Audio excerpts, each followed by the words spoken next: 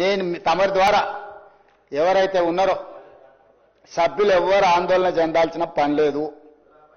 ఏ ఉప ఎన్నికలు రావు,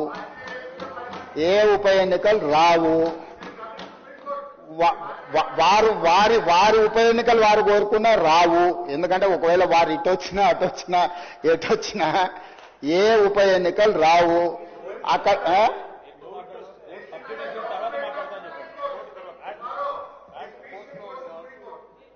అదేవిధంగా హరీష్ రావు గారు బాగా గుర్తు చేశారు. విషయం సుప్రీంకోర్టులో ఉంది. ఆ సుప్రీంకోర్టులో సబ్జుడిస్ అయిన విషయంలో లోపల నేను మాట్లాడితే కొంత ప్రొటెక్షన్ ఉంది, కానీ బయట మాట్లాడే వాళ్ళకి ఎవరు ప్రొటెక్షన్ ఉండదు. This house is immune for certain laws. ఈ సభలో మనం కొన్ని విషయాలు ప్రస్తావించవచ్చు. సభకు రక్షణ ఉంది తమ నాయకత్వంలో. కానీ సభ బయట ఉప ఎన్నికలు వస్తాయి, అయిపోయింది, వచ్చే వారమే ఎన్నికలు, మల్లవారమే ఎన్నికలు, ఇదంతా ఉత్తదే అధ్యక్ష. అదేంది జరిగేది లేదు, పోయేది లేదు, ఎవరు ఆందోళన చెందాల్సిన పని లేదు.